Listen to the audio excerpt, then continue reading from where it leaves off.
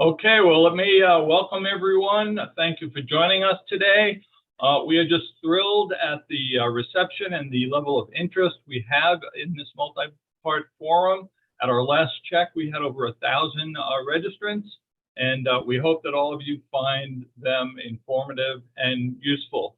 My name is Andy Foyce. I'm the chair of the Administrative Conference of the United States, known as ACUS. For those of you who may not be familiar with ACUS, let me just take a minute to explain who and what we are.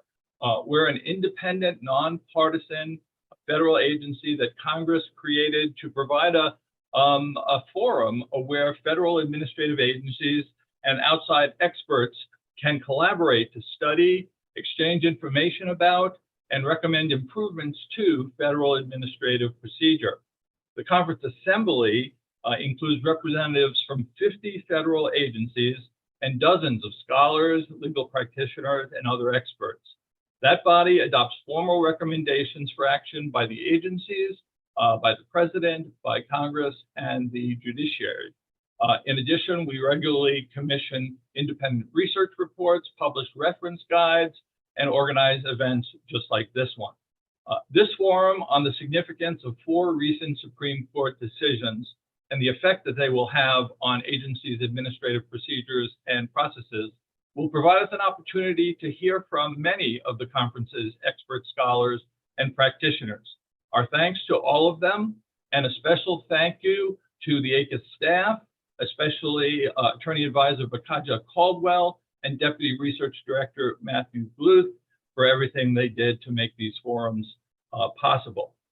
This is the first of our 4 panels, and we will discuss the Loper Bright Enterprises versus Raimondo case. Our moderator today is ACUS senior fellow and longtime friend, Cary Coglianese. In addition to his work with ACUS, in his part-time, he is a professor at the University of Pennsylvania, Cary Law School, and director of the Penn Program on Regulation. So Cary, thank you for moderating the panel today and leading this discussion, and turn it over to you. Great. Thank you so much, Chair Foyce. Really appreciate the opportunity to be part of this conversation and help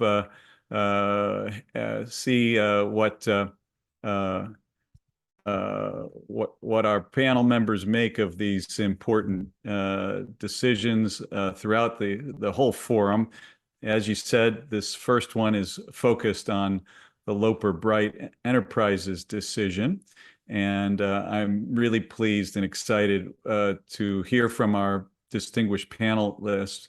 I do want to also echo Chair Foyce's thanks to the outstanding ACUS staff for bringing us together.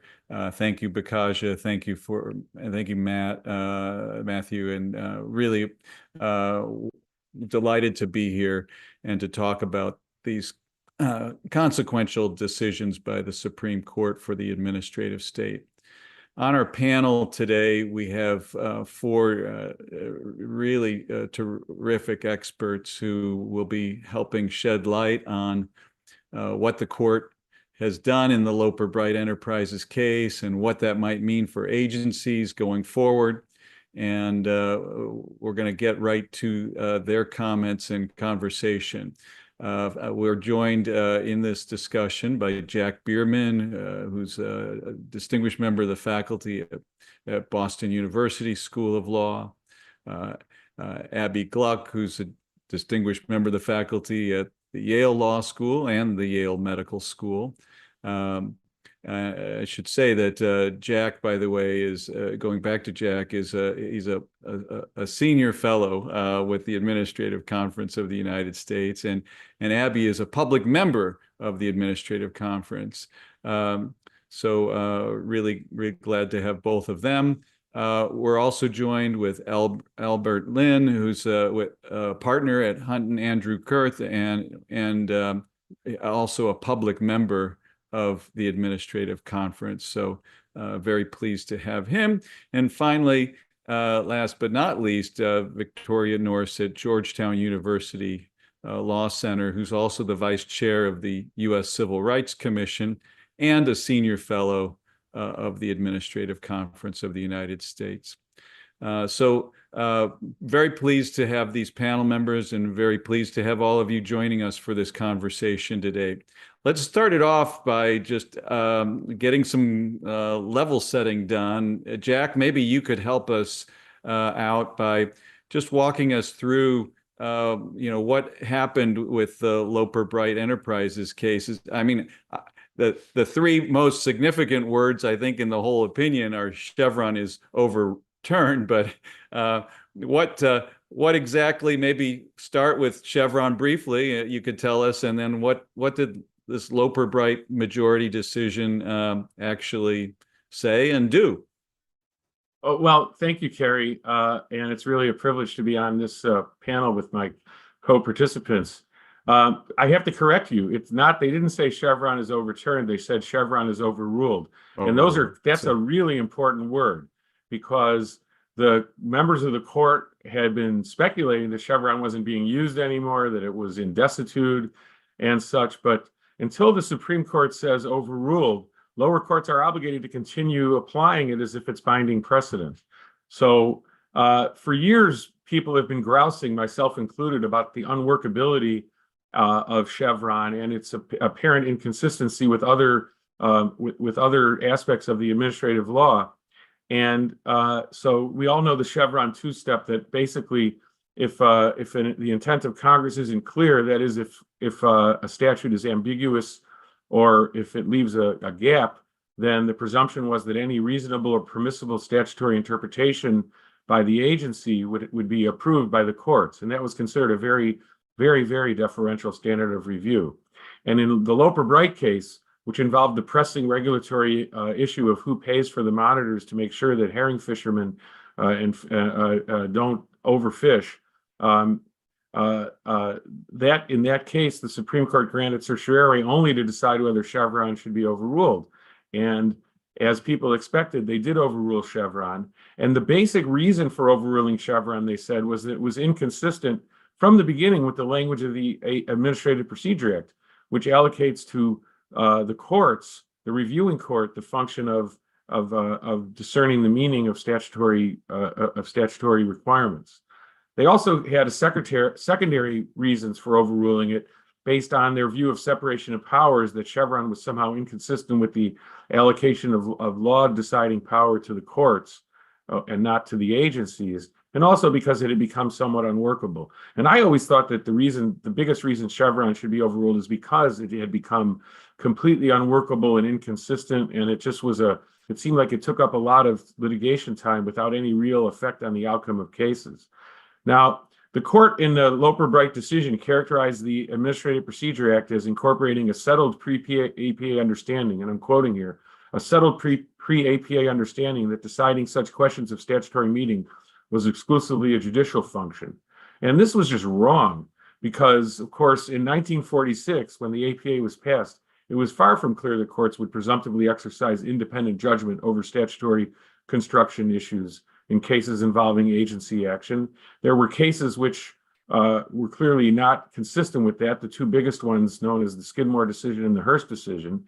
And basically, what the court did in Loper Bright was it said, okay, we're going to go back to Skidmore. And here's what the court, I want to just quote a couple of aspects of the court's opinion and then give two more quick observations about what's going to happen next. So here's a quote. That in Skidmore, the court explained that interpretations and opinions of the relevant agency made in pursuance of official duty and based upon specialized experience constituted a body of experience and informed judgment to which courts and litigants could properly resort for guidance, even on legal questions. So that shows that there is some importance still that the court says reviewing courts should give to agency views.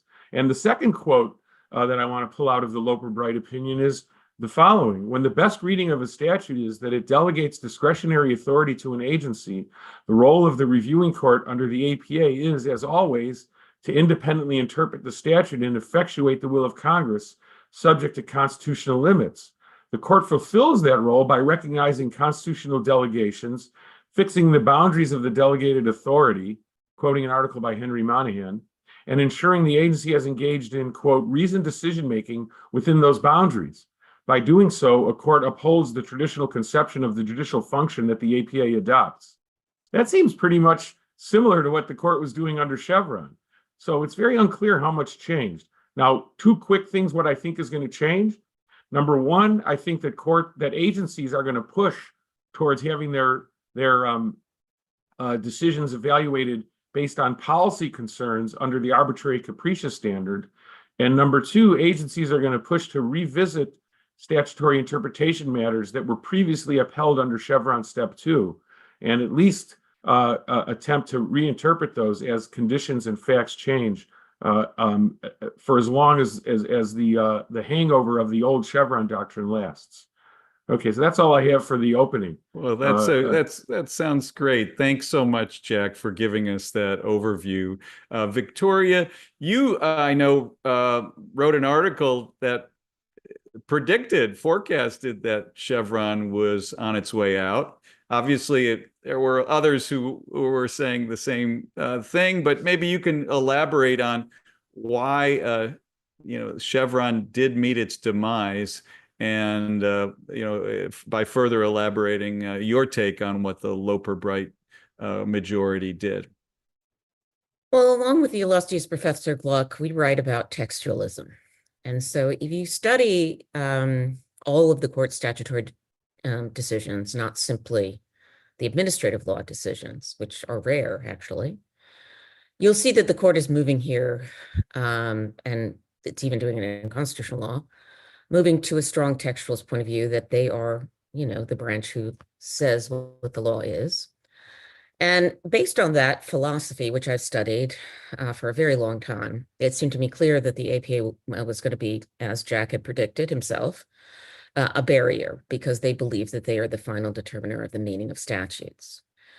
So it was fairly easy to predict. I mean, right now, there is a debate about how much is left, such as Skidmore. Bloomberg News just had something indicating 19 of 20 cases decided since Loper Bright have not referenced Skidmore. And here's what I'd say. My colleague on the book with Abbe, Bill Eskridge, has said he thinks that the opinion's very confusing and he doesn't know what's left. If I just follow the blueprint of their philosophy, I don't think Skidmore does much of anything, because it says power to persuade, but they believe the only power to persuade is based on their view of textualism. So administrative lawyers need to bone up on textualism. And it's not to say that that philosophy is the be-all and end-all. I think there are better and worse textual arguments. Look at the whole statute, not just a part. They like to hone in on single words. Don't do that. But I do think that there's going to be and should be more of an emphasis within agencies on textual interpretation. It doesn't always come out against the agency. There may be good whole act arguments. There often are for the interpretation the agency has, because it makes sense. It's better sense of the whole statute rather than a particular word, but challengers will pick up on one single word or a clause and then seek to attack the statute. And as I have said, much to the chagrin of my originalist and textualist colleagues, this is a full employment bill for lawyers, because one has to retool these things. And in that sense, I think the decision is quite disruptive, and I've been quite critical of it. But it is part of a larger interpretive viewpoint, which is what I wrote in the George Mason Law Review when they asked me, which is that this is not just a Scalia's court anymore. It has moved beyond to sort of a hypertextualist court. And you have to pay very close attention to the text if you're going to keep making your arguments. You can't rely on sort of wiggle room. The caveat to that is originalists and textualists will say, well, if we're clear on what the text means, we can just, it doesn't mean that the law is frozen in amber because facts change. They have a strong law-fact dichotomy. So if you have new technology, if you have new facts, bring them in, because those will be the basis for you to make an argument. Well, yes, the court said the statute meant X, but now we have to apply X to a new set of facts, just like the Fourth Amendment has to be applied to cell phones, right? And in highly technical fields, that is going to happen just because of the nature of technological change today. So that's kind of where I am on Loper Bright. I'm interested in, questions coming up from, Mr. Lin was asking of a very interesting lawyerly question. I used to be a real lawyer, so I always like those, about how you apply large delegations. Because I think that happens a lot. My husband tries to prevent weapons of mass destruction from being exported or imported. Well, there are lots of delegations to the State Department and other agencies that determine what this commodity or product is. I think those will, based on expertise, still survive. But it is a question. So this is going to generate a lot of new litigation too. As well as, finally, you should beware. I've already been talking to Senator Warren and members of the House who are seeking to overturn the Loper Bright decision because they believe that it was a judicial power play, their term. And so watch for congressional developments. Well, this is possible because, as Jack mentioned, Loper Bright was decided on the basis of APA's Section 706, where the court, speaking of textualism, pointed to the text that says that all relevant questions are to be determined by, all relevant questions of law are to be determined by the courts.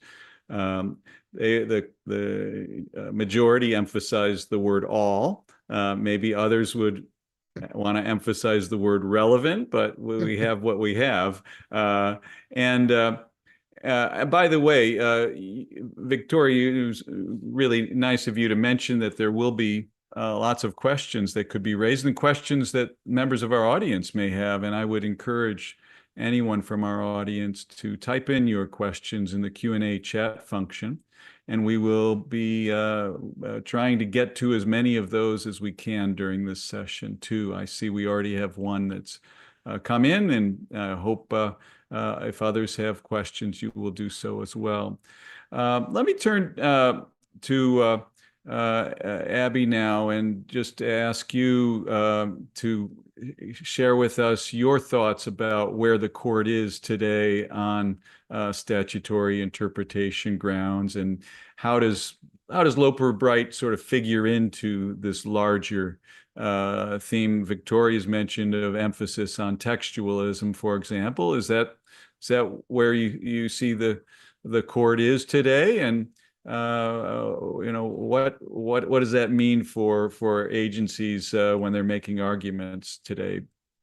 Thank you, Cary. It's such a pleasure to be here with these wonderful panelists and to see so many friends on the list of participants. So it's great to be talking to everybody. I know we're going to come back to agencies on the ground, but if I may, I just want to say one thing to follow up on what Victoria just said about how agencies are going to have to adapt. And a great example is a line from a recent FDA rule where in the proposed rulemaking, the line appears, "This interpretation is the most straightforward reading of the statute," right? And that's the kind of language we can talk a lot more when we get to that part of the questioning, but it seems relevant to mention it right on the heels of Victoria's comments because, agencies are adapting to try to speak the language that the court is already speaking.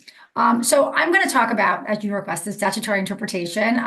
We all know at this point that the court has sort of taken power back to itself and expressed enormous optimism in its own abilities to interpret statutes instead of agencies. And so I thought what I would do is just sort of talk about what this opinion says about how the court is thinking about this endeavor.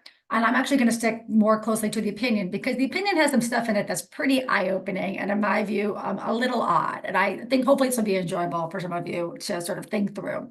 So one of the things that's really striking about this opinion is that the Chief Justice's majority opinion and Justice Gorsuch's concurrence both use the words reality and fictions an awful lot. And one of the reasons that they are charging that Chevron was illegitimate is this idea that it somehow doesn't reflect how Congress drafts statutes. I think a lot of us would disagree with that conclusion that Congress did take this presumption into account, but even putting that aside, those statements are kind of a minefield if you focus on statutory interpretation. And the reason is that there are a ton of statutory interpretation presumptions that the court uses routinely that do not reflect the realities of congressional drafting. That might be the rule of lenity, the rule that criminal statutes get construed generously to defendants, and might be the rules of consistent usage, the idea that every time you see the word hospital in the US Code, it means the same thing. a lot of empirical work, including my own, has shown that these predictions have value for courts to use because they encourage consistency, they encourage rule of law values, but they don't actually reflect how Congress drafts. So part of what one has to wonder is, how sincere was that as an actual criticism of Chevron? Because I don't think the court is willing to blow up all those other statutory interpretation opinions. On the same vein, another one of the court's sort of charges about Chevron's illegitimacy was that it was invented just 40 years ago, right? And there's these charges in the opinion that the only valid statutory interpretation rules are ones that have been around since the founding. Again, we can make a huge list of statutory interpretation rules that have been invented in the last 100 years. The presumption against preemption, the presumption in favor of arbitration, the major questions doctrine, arguably. Again, this sort of raises a set of questions about what the court is really focusing on. I think the other thing that it's very strange is that it's a little bit strange to hear this court focusing so much on legislative intent. A lot of the opinion in Loper Bright was about how Chevron doesn't comport with what the legislature intends. As Victoria just told us, this is not a court that is focused on legislative intent. This is a court that in recent years in particular has focused on how ordinary people read statutes, a very different perspective. And so there's something very strange about the framing of this opinion, as if the court is in dialogue with Congress, when in fact, this court has moved far away, I think, from being in dialogue with Congress. I want to say just two more things about this. I think Victoria alluded to this as well, but another piece of what the court was criticizing in this opinion is the idea that Chevron allowed agencies to change the meaning of statutes over time. And this links back to the court's penchant for originalism. Those of you who remember Bostock, the Title VII sexual orientation decision, might remember Alito in dissent, charging his fellow textualists as being pirates, fake textualists, because they weren't sufficiently originalist, one of the most memorable lines in a Supreme Court opinion in recent years. This opinion is awfully originalist, implying that a statutory term has a meaning that is completely fixed. And as Victoria alluded to, that's a significant challenge, especially for the scientific agencies. And I think that's a really important part of the opinion. And just one more point, and this goes back to Jack's wonderful opening. The big critique is that Chevron is allegedly unworkable, that it's completely indeterminate, that it's based on an ambiguity trigger and nobody knows how the court is going to decide. Well, I would submit to you all that this opinion changes nothing, because Chevron was based on, yes, an ambiguity trigger and the traditional rules of statutory interpretation. And when the court takes statutory interpretation back for itself, it is going to rely on ambiguity triggers and the traditional rules of statutory interpretation. So if you think Chevron was unworkable and unpredictable, in some way, it was actually more predictable than just leaving decisions to the courts, because at least there was that final thumb on the scale for agencies.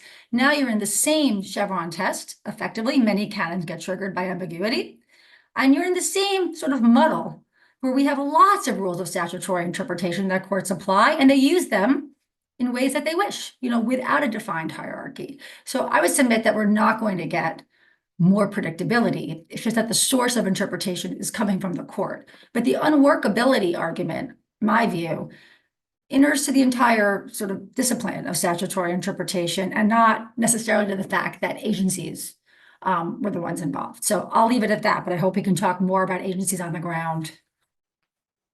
Jack, do you want to respond to that, since you made the objection to Chevron on unworkability?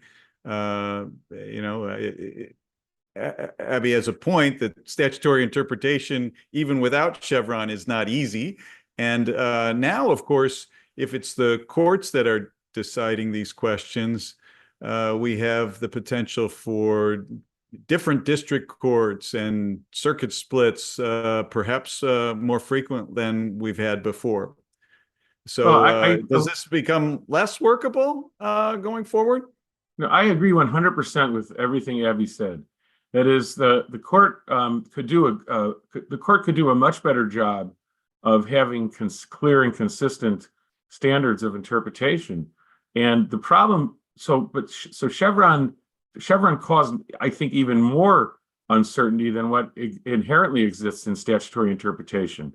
But I don't think that this means now suddenly everything is going to become clear. Far from it. what I hope is that after Chevron, there'll be more focus on sort of the actual agency expertise under the Skidmore factors, and also on regulatory policy and how the statutory language that's being construed fits into the overall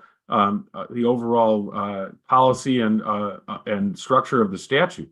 But of course, Abby's correct. If the court becomes hyper-textualist, focusing on individual words, it's just going to be a mess, like it's been for the last 40 years under Chevron. So no, I don't disagree with anything there. I just think that Chevron is just one.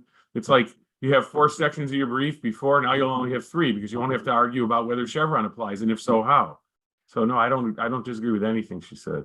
Thanks, Jack. And Cary, in case it's helpful for people who are on the Zoom and don't memorize Supreme Court opinions, the line in Chevron is, that the court is that if after using traditional tools of transitory interpretation, there's still ambiguity, you go to the agency, right? So the court is not saying that there were special tools of interpretation in a Chevron inquiry. The court is saying we have traditional tools. And in the Loper Bright opinion, it says, yeah, we can use our traditional tools. Well, those are the same traditional tools. That's what Zach is saying. So I think that's a point worth making.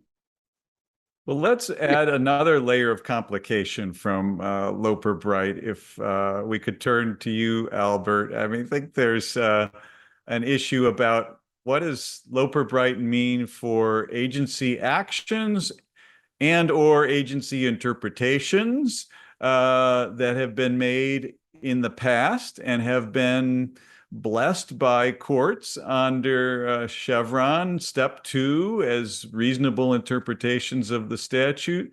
What comes of those past decisions now that Chevron is overruled? Thanks, Cary. And I'm super happy to be here. I'm just a mere practitioner. I don't spend a ton of time thinking lofty academic thoughts. So I'm always happy to be with the legal academics. So one thing I do want to say at the outset, because I'm a mere practitioner, is that I have a lot of clients who sue agencies. So these comments are obviously just in my own personal capacity. But Cary, you do put your finger on the thing that I was sort of jumped out at me immediately in the Loper case, and that I was particularly interested given when Loper came out, Corner Post had not yet. And then Corner Post came out, I think a day or two later. And for those who aren't familiar with Corner Post, it basically says that when you're operating under the 6-year statute of limitations for APA actions, that 6-year statute of limitations doesn't start running until the injury occurs to you. So in Corner Post case, you had a convenience store gas station that didn't come into existence until more than 6 years after the regulation was passed. So what it does in effect is it allows challenges to be brought to much older regulations, provided that you're doing it under the APA. And that's an interesting intersect with Loper Bright, because you then ask yourself, well, what have we now opened the door to these sort of challenges to a lot of really old regulations? And I think the court in the Loper opinion was in part answering that in the stare decisis paragraph that's towards the very end, where the court says, and the language I think is really important, we do not call into question prior cases that relied on the Chevron framework. The holdings of those cases that specific agency actions are lawful, including the Clean Air Act holding of Chevron itself, are still subject to statutory stare decisis despite our change in interpretive methodology. It goes on. The wording of that paragraph is curious and seems to be, in my own personal view, very specific. It says the holdings of those cases that specific agency actions are lawful are still subject to statutory stare decisis. It doesn't say that those opinions writ large are still subject to statutory stare decisis. And so my reaction, I think the reaction of a number of practitioners, at least that I've talked to, is that the paragraph seems to be pretty carefully worded to say that, and probably to answer the Corner Post concern, that if you've got old cases that have upheld specific agency action under Chevron Step 2, those holdings upholding those specific actions are still controlling precedent. But it doesn't say anything about the underlying reasoning in those opinions. And so let's assume you have an old opinion that upholds Chevron itself, for example, that upholds a particular agency action, but it relies on Chevron Step 2.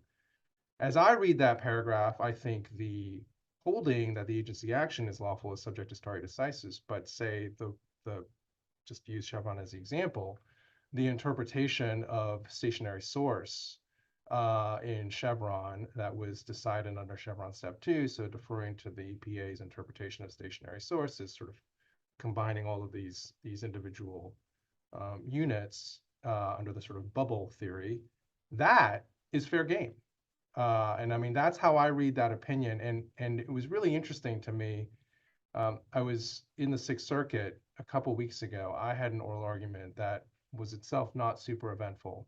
But as I was watching the next oral argument, Judge Kethledge honed in on this very paragraph and was asking the government lawyer, the US government lawyer in that case, about what it meant. And he said pretty much what we've just been talking about, which he says, I think that is worded very carefully.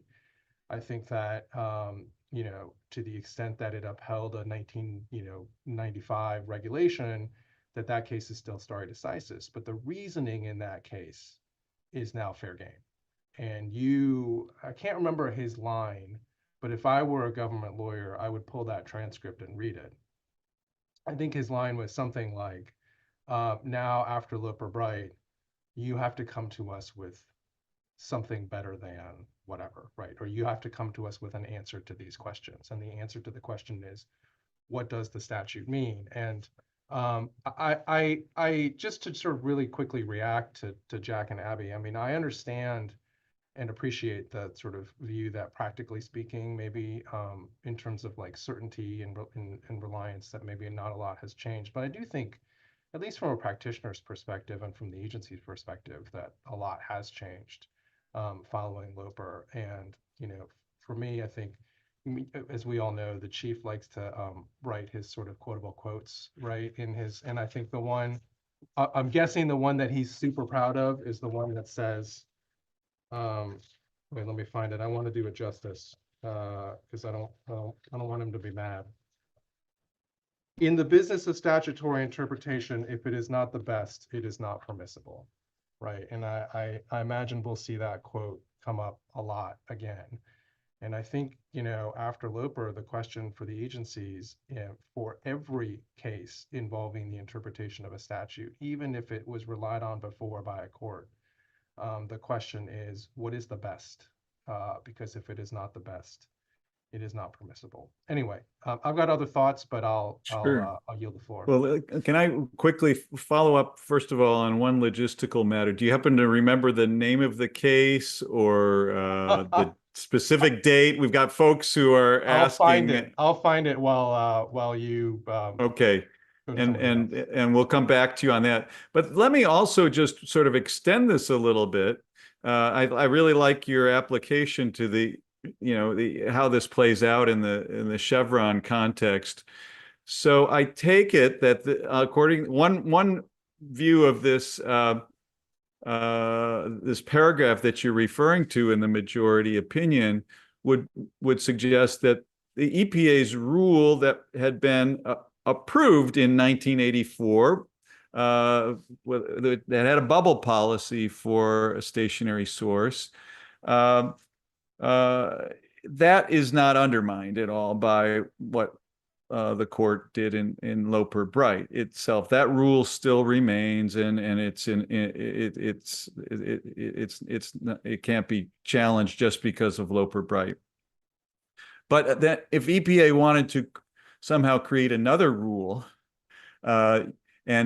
following that same definition of source, people could challenge that new rule and get a court to decide what the best interpretation of stationary source is in the context of this new EPA rule.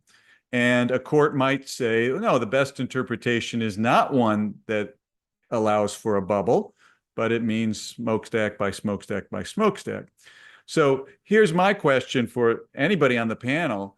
How does this square with the idea that there's one best reading of the statute when we can now have a world in which we would have a previous court's blessing of a bubble policy in one context, and the court saying that we're doing nothing to upset that, with now the possibility that there will be future court decisions grounded in a different meaning of stationary source.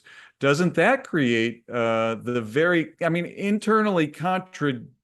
some kind of internal contradiction with the whole notion that there's one single best meaning? How can we go forward, or we're going to inevitably have to go for and undermine that original rule that had been approved in 1984? Victoria, you wanted to jump in. Yeah, I think I'm sorry. I have to leave early because I have a back problem and I have to run to the doctors. I just want to wholeheartedly, enthusiastically agree with both comments. So I think the agency should say the best interpretation. I don't think the court actually will rely on ambiguity. They're going to get rid of that totally. They are moving in a new direction. That used to be the rule. Abby's absolutely right about that. I think there is also, as Cary mentioned, there's going to be a lot of uncertainty. And the only way to really save yourself here is to assert the best interpretation and then focus on the facts. But, like all good ideas, Cary, you've hit the nail on the head, which is to say, when textualism is taken too far, it undoes itself. And this is why I think this is probably the most significant interpretive decision of my lifetime. And because it actually upends the way in which the courts and the agencies could accommodate each other. Because remember, the court has a limited capacity. And what's going to really happen is corporate interests, no one's going to attack the weather service probably, right? Or the nuclear power, maybe, I don't know. But corporate interests are going to fight the traditional, enemies in the regulatory state. And you're going to end up undermining the very principle of the best interpretation. Eventually, they're going to have to decide that the best interpretation does not include all applications, in my view, which is to say, we know what a vehicle is. It's a car in the standard prototypical sense, but we don't know whether it covers these Lime scooters, right? So the more that agencies focus on facts, and even in the same regulation, let's say they want to apply the bubble concept elsewhere, anything they can do to develop a factual record will be helpful. So yes, focus on the best interpretation, right? Assert this is the best interpretation, cite cases, but know that there's always going to be wiggle room and that it's going to be a choppy ride for the next, as Jack and Abbe have said, there is a lot of movement going to go on, just like Chevron caused a lot of permutations of mean and two-step and three steps and step zero. This itself is going to do exactly what Cary said, which is to develop a whole new jurisprudence about what is the best meaning as opposed to the applications of it, in fact. And I want to apologize, but my back thanks ACUS for letting me go to the doctor. And these are all good friends, so I know that they could handle this and move on without me. So thank you very much. Nice to meet you, Mr. Lynn. Friends at ACUS. Chair Andy, I love you. Bye. Thank you very much, Victoria. I hope you feel better.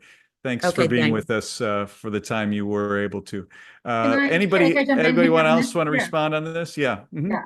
So I think Victoria also helped clarify, I don't think when I said that, I don't think not much has changed. I just think I'm in a hotel room and the light just went off. So hold on one moment.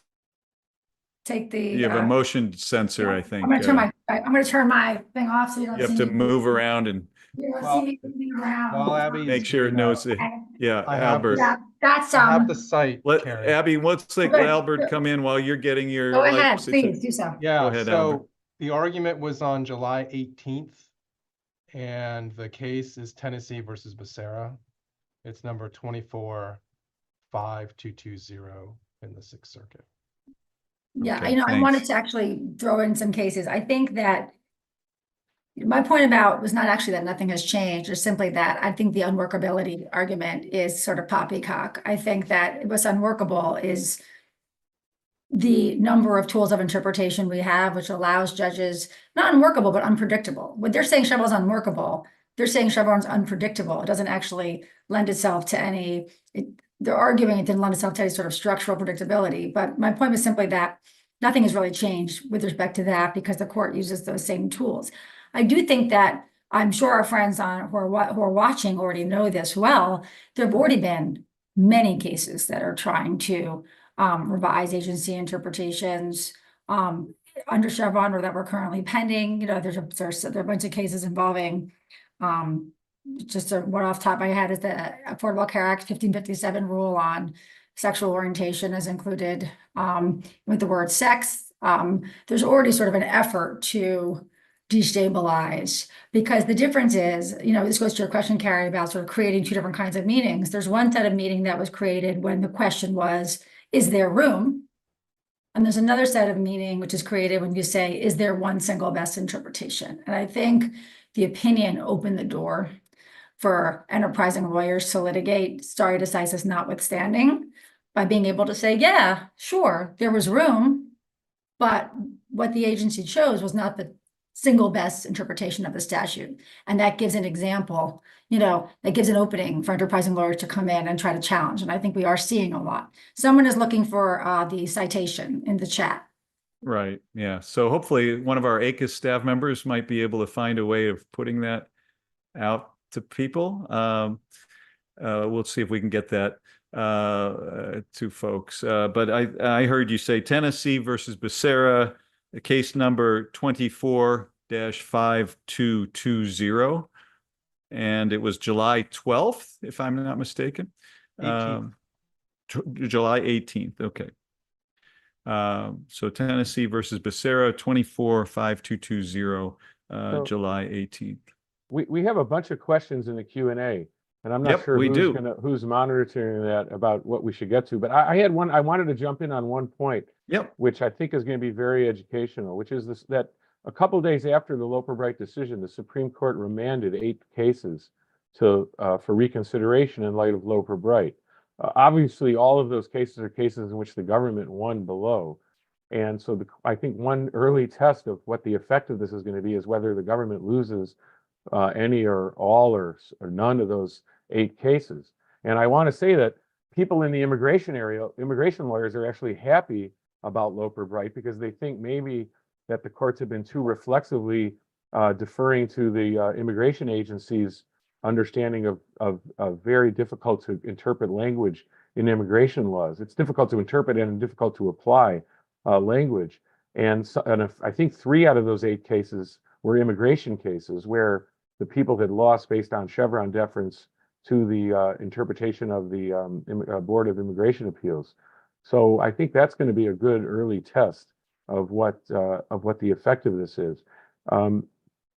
But I think that I have to say that this language about stare decisis, about that the decisions under Chevron, including Chevron itself, are not invalid. What that means is, I think that you can't just go into court and say, okay, you should vacate the rule because the court relied on Chevron. But I do think it leaves open, assuming you can get a case where someone has standing and it's timely, you could in any situation, you could say that that wasn't the best reading of the statute and argue for overturning it.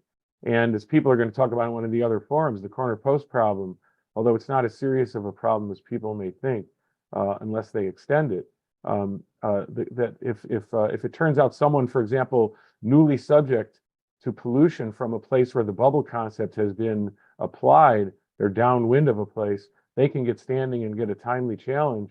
I think that whether the bubble is the best reading of a stationary source is wide open for relitigation. And I don't see how it could be any other way. Otherwise, what this court said in its opinion is just nonsense. And of course, they would also have to disavow this very deferential language that they quoted from Skidmore, which says that when there's a delegation of discretionary authority to the agency, that what the court his job is to do is to make sure the agency is engaged in reasoned decision-making within those boundaries, and that's upholding the traditional conception of the judicial function under the APA. Now, that also seems like nonsense language, but it depends on what shakes out in the future. So I think that there's obviously a lot of uncertainty coming forward, and the best strategy for any litigant now is going to be to rely as much as you can on the text of the statute, as Abbe was saying, but also I think pushing the court towards being a more realistic textualist, which means looking at the whole context and looking at the entire statute rather than just individual phrases. In the question and answer, the one thing that I noticed was someone asked whether we think that our deference is going to survive, and I don't see how it could possibly. It's inconsistent, just as inconsistent with the APA as Chevron is, because the court in the statute says decide the meaning of agency action. So that would include, I think, the meaning of agency rules. So I don't see how our deference can survive, and it's going to be the same as basically you'll use the traditional tools of interpretation to figure out what the best meaning of regulations is. Yeah, Let me turn to. I agree with Jack on sort of the open season on previous determinations, the court's opinion notwithstanding, because I agree with him that the court's opinion is about the Chevron methodology, but not the underlying substantive interpretation of what the best interpretation of the statute is. So I think it's wrong to put too much weight or on that stare decisis paragraph as somehow giving us some kind of stability. I think the other thing we haven't really talked about with stare decisis is that now there is going to be a race to the courthouse, right? Now there is very important to try to fix in time what that best meaning of the statute is. And for those people who follow the courts for a long time and follow this decision known as Brand X, which Justice Thomas wrote and since repudiated, one of the motivations behind that decision was to avoid these very kind of races to the courthouse where litigants could try to get there first, fix the statutory meaning in time by saying this is the best possible reading of the statute and get super strong stare decisis for that determination. And I think you're going to see sort of a rush to change, alter, fix the meaning of statutes in the way that litigants want, because that first crack of the apple is going to be very important if it's persuasive. I think, Cary, if we're going to get to it, I hope we have a chance to talk about major questions. I won't talk about that now, but I think it's important. We've got a lot still to get to, so let's keep I think we need to talk about short. that. I want to get back to Elbert on one point and ask him, is it possible that the best reading of the statute ever, after Loper Bright, the best reading of the statute ever might be that Congress meant for the agency to make the judgment of what the statute means? Yeah, it's a good question, Cary, right? And I think the chief says, he specifically alludes to that. He says some statutes, quote, expressly delegate to an agency the authority to give meaning to a particular statutory term. He's got footnote 5, where he's got a couple examples of statutes that specifically say, quote, as such terms are defined and delimited by regulations of the secretary. So I think the short answer to your question, Cary, is that the opinion contemplates that not only could you have statutory terms that have discretion inherent in them, which I think is what Jack was alluding to, right? Things like reasonable and appropriate, and there's all sorts of interesting questions about how you interpret that and apply it. But I think the opinion contemplates that you could actually have statutory terms that, but for the express delegation to the agency, would otherwise be things that should be interpreted in the first instance and independently by the courts. Like we've talked about vehicle. Let's say that they said, no vehicles in the park, right? Everyone's favorite example. And then they said and then that term shall be defined and delimited by the agency. I would think without that caveat or that express delegation, vehicle would be a term that, as a matter of law, would be interpreted by the court, and then you'd apply it to the facts.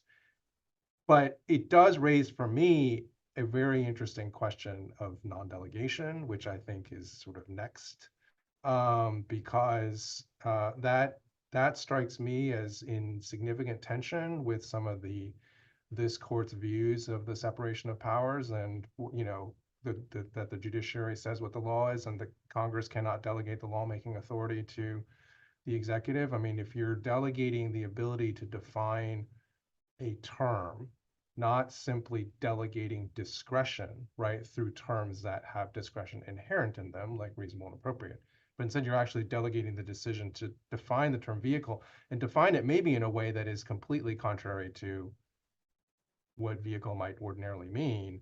You know, that seems to me to be in significant tension with at least what a majority of this court seems to think the separation of powers means. And so that could invite another challenge. Is this a connection here, Abbe, with the major questions doctrine? With the court, do you think expect though that a conclusion that the best reading of the statute is for the agency to decide is more likely to be a major question that needs a great deal of clarity, like I think Elbert is suggesting?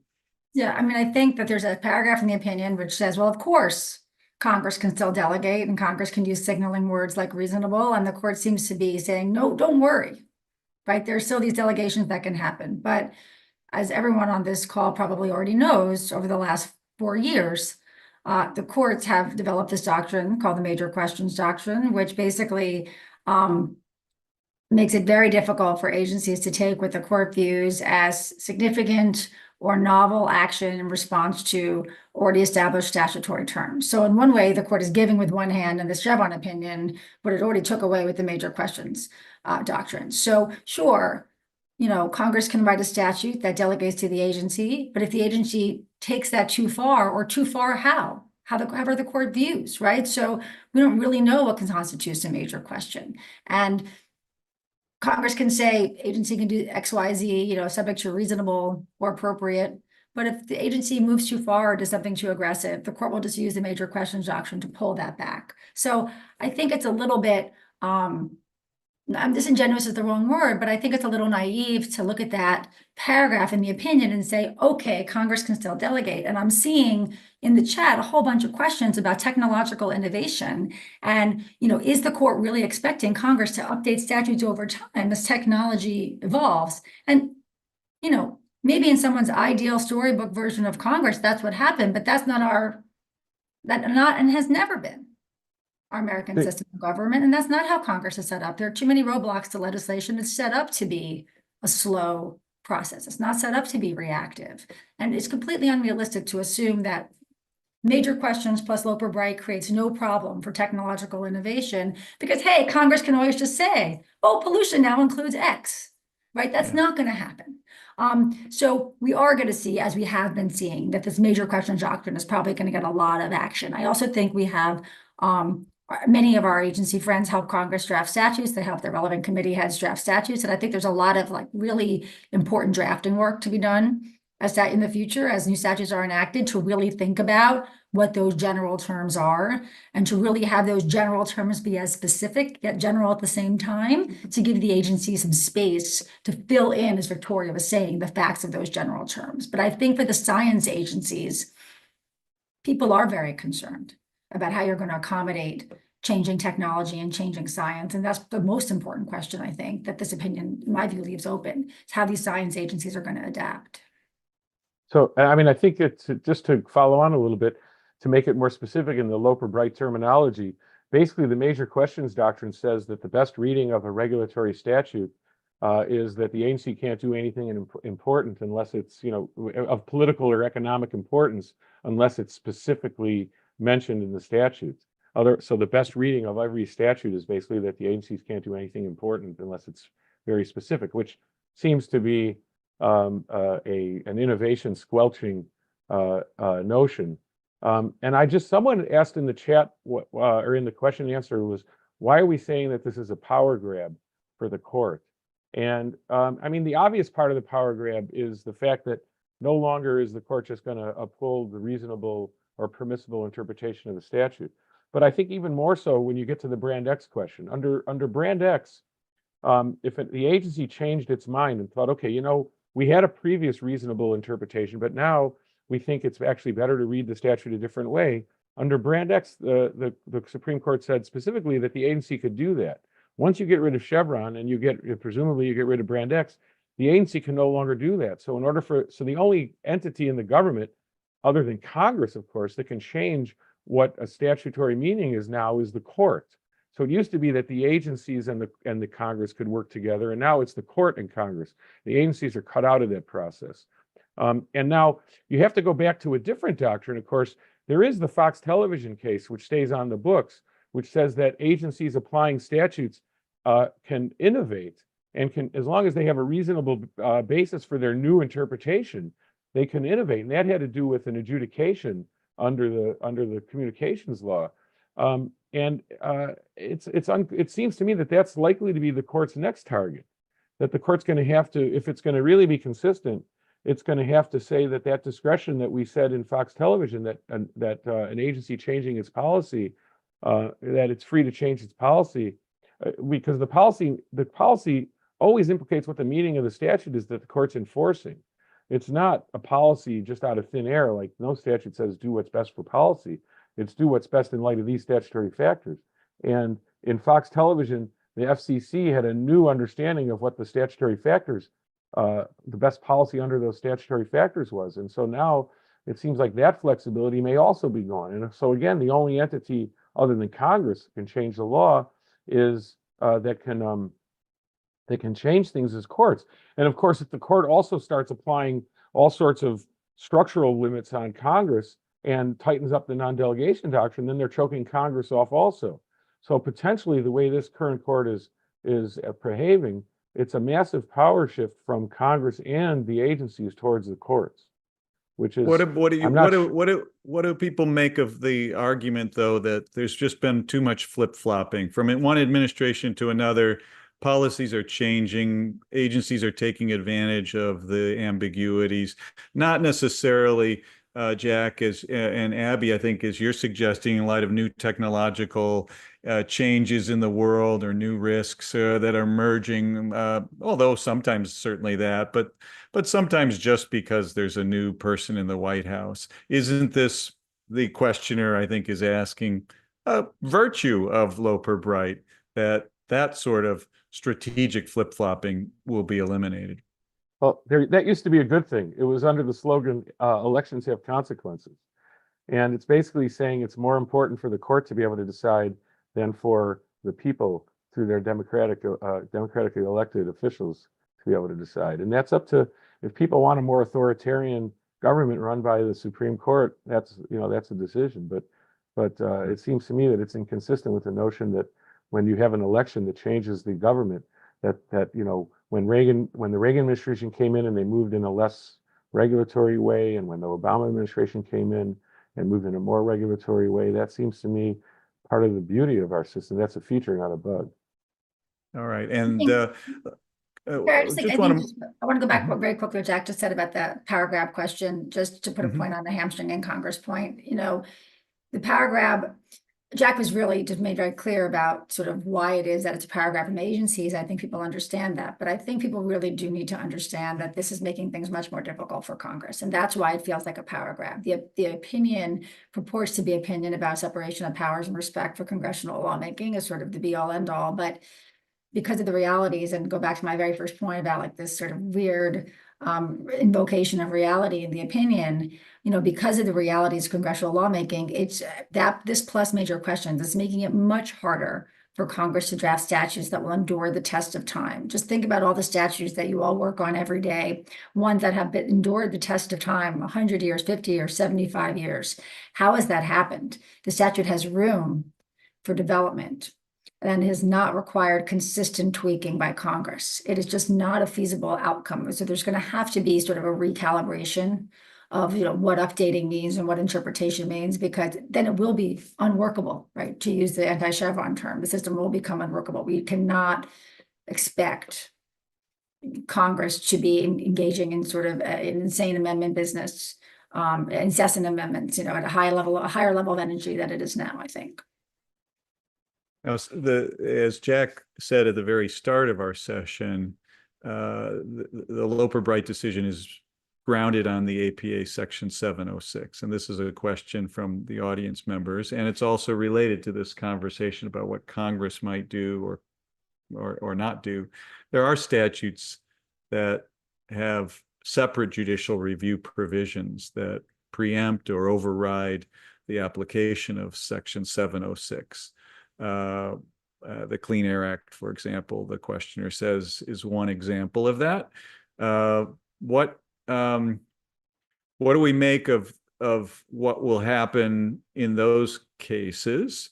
And second, could Congress just come in and this effectively overturn Loper Bright by revising the provision that the court relied on, and not say that all relevant questions, or maybe say, yes, we meant all relevant questions, but it's a relevant question of when to defer to the agency.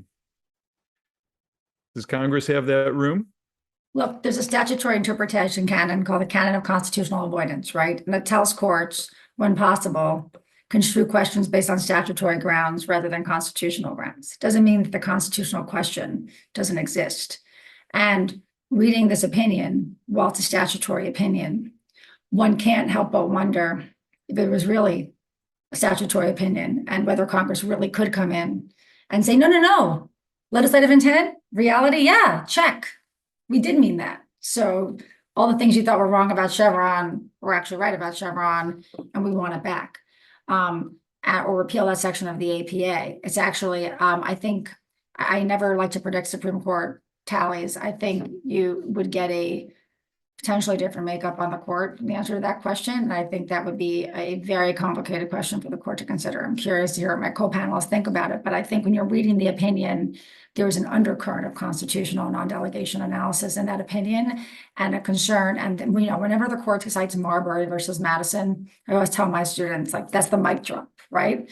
That's the moment when the court says Marbury versus Madison. It means can't touch this, right? It's us. And Marbury's in that opinion. And I think that it's a signal that there's a good portion of the court that would be very skeptical about Congress's ability to dictate the extent to which we will allow agency delegations. But I'm very curious to hear what my co-panelists think about that, and you, Cary, too. So, well, I have to jump in. I mean, first of all, just to say, remind people that Chevron was not decided under the APA. It was decided under the Clean Air Act, which doesn't have the language that says that courts shall decide all relevant questions of law.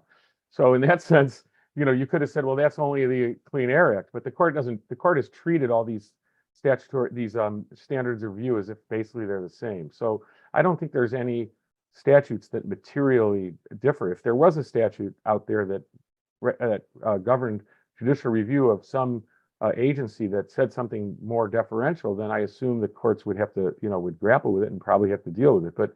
But I don't think that's. But let me go. I want to talk about the citation to Marbury versus Madison, because there is this weird undercurrent in that there's something unconstitutional about Chevron, and the problem is that the court never actually cites the part of Marbury versus Madison that's relevant to judicial review of executive discretionary action.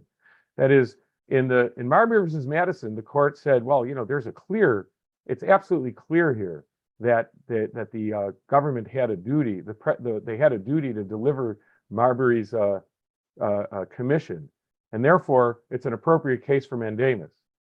But then the court goes on to say, but in a case where it's not clear, in a case where there's discretion, of course, courts can't touch that. So the original understanding of judicial review was that anytime an agency had discretion, then there was no judicial review. And so, but thank goodness that judicial review, Congress developed judicial review to put a check on agencies. But there's just not even a plausible originalist view that somehow Chevron was unconstitutional and that somehow de novo review of legal decisions is required by separation of powers. It's laughably wrong. Of course, laughably wrong is not a standard that restrains current judges from deciding important constitutional questions in a way that no one ever anticipated. No founder, no framer, and no lawyer up until the time when those people got on the court. So who knows what they'll do with it? But if I would be really shocked if Congress would ever pass a statute restoring Chevron, the way that Congress all these years never passed the statutes that repeatedly passed the House to overrule Chevron. So I don't think we'll ever come to that question, but it would be it would be as non-originalist as the court's creation of the presidential immunity in Trump versus United States. You'd have to take penumbras and emanations, and it would just be the new. I think all this separation of powers is just the new version of Roe versus Wade, where we decide important constitutional questions based on implications, emanations, and basically our good sense, rather than on anything that's actually in the Constitution or would have ever been understood by the framers. The penumbra of the separation of powers. Right, exactly. Yes. We've got a couple of practical-minded questions in the Q&A that I'd like to turn to. One is about what agencies should do in the face of what might likely be an increase in the number of circuit splits that may or may not be sufficiently or readily responded to and resolved by the Supreme Court. What do you think agencies should do in the face of those differing judgments by district or circuit courts that the best reading of the statute means one thing or the other? Are we going to see, or should agencies consider reviving or dusting off their non-acquiescence policies? How do you think that should play out, and what might you offer by way of guidance to anybody from agencies today about how to deal with a world in which there might be more conflict between different courts across the country? Anybody have any guidance on that? Well, I guess I can jump in and just say that, in the era of nationwide injunctions, it may not be as much of a problem as it was back in the 1980s when it first really, became an important issue. So if the first court, people that are challenging agency action are going to rush to a Texas judge or a Fifth Circuit panel, and they're going to get a nationwide injunction. I guess today the Fifth Circuit struck down the FAA's rule requiring airlines to disclose the cost of flights to people booking them. So, that's going to be a nationwide injunction. So in that sense, it's not that as likely, but I do think that, like, especially if you have individual adjudications where someone gets an unfavorable ruling in one circuit, the government loses in one circuit, the government's not going to necessarily have to follow that in other circuits. And it's going to be a mess like it was in the 1980s. And that maybe the Supreme Court is going to have to increase its number of cases it takes. But I'm actually not I don't think there's going to be as many circuit splits as there used to be, because I guess maybe I'm just a little naive, and I think that really the courts haven't felt constrained by any methodological constraints under Chevron anyway. Under Chevron, the conservatives deferred when the agencies did something the conservatives liked, and the liberals deferred when the agencies did something that liberals liked. And so I don't really see it as having a major effect, and especially now, as long as individual circuits keep issuing nationwide injunctions saying that a rule can't be enforced anywhere in the country. Another I think practical. you may have, well, I think Go you ahead. also may have, Peter Strauss wrote an article right around the time called 150 Cases a Year, right? Which is about the size of the Supreme Court docket and why Chevron was necessary, right? That the Supreme Court can't possibly resolve all of that messiness. That was one of the arguments. So one question is, how many more of these cases the court can be willing to take? When you get these agency statutory circuit splits, are we going to have, fast run up on the docket for the courts to jump in and review these cases before things get too messy? That's going to become very difficult for the court. I would not be surprised if we start to see some adjustment in the Loper Bright framework or tolerance levels once the court gets overwhelmed, if the court were to get overwhelmed with a number of statutory circuit splits, were that to happen. The court's going to have to decide if it wants to crowd its docket with all these cases or not, and that'd be a creature of the court's own device by making this doctrine. But I don't think it's I agree with Jack that the presence or absence of nationwide injunctions will be a very important factor in how many cases wind up going up. But I don't think that anyone who looks back in time will think that it's not going to be a possibility that we're going to have a lot of circuit splits and a lot of unworkability. Yeah, one other, right, the problem is all these things all sort of intersect. Another question that is going to influence this is whether there's any traction to the government's recent argument about what vacatur means, what set aside means under the APA. Because I mean, if that gets any traction, then maybe there's less pressure to take more cases. Obviously, Kavanaugh went out of his way in the Corner Post case to make it clear that he thinks that set aside means vacate, and so you are going to have more of these situations. But I tend to agree with actually both Abbe and Jack. I mean, I think it's very likely that the court will probably take more cases if it's seeing more circuit splits.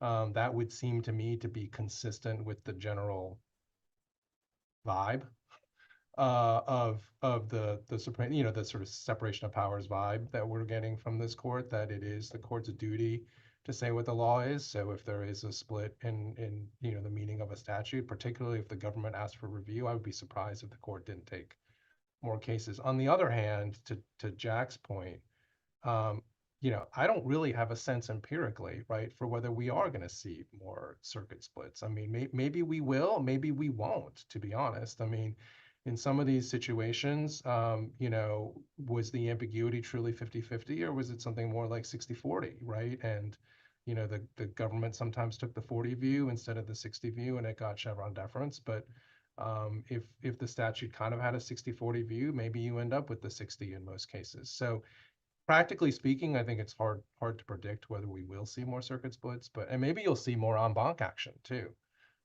in the courts of appeals. So there'll certainly be a lot of ripple effects. One other related point is that there's a circuit split on how to read venue provisions. There are some venue provisions that say that you go certain kinds of cases of national importance to the DC Circuit. And not surprisingly, the Fifth Circuit takes a relatively narrow view on a relatively narrow view of how many cases that excludes from the Fifth Circuit. So that there could be venue modification to said that maybe even Congress could make some changes to venue, keeping more cases in the DC Circuit rather than having them dispersed to the regional circuits. Also, Cary, just a different point. I know we're almost out of time. Somebody put this question in the chat about amicus briefs. I think it's a really good point, and probably a lot of practicing lawyers on the Zoom who want the answer to that question about whether amicus brief practice might become more valuable as other people start lending their expertise or purported expertise to these decisions. And, the thought has crossed my mind that there could be more outside the record deference to amicus briefs if courts are going to take matters into their own hands and look for things to cite. I probably don't have time to discuss this with everybody else, but I'm curious if other people think that will be the case. But it does seem to be a window. Probably we are at the end of our appointed time, a little bit over actually, but we covered a lot of questions from members of the audience. Not every one of your questions we were able to get to, but that's certainly I think emblematic of where we're at with this decision. It raises a lot more questions that will need to be answered in the years ahead. I want to thank our panel members for their participation today, and thank ACUS for organizing this forum, and encourage everybody who's interested in the next session of this forum on the Jarkizi decision to tune in at 1:30 in just about 15 minutes for that. Please join me in thanking the panel members for their lively and informative discussion.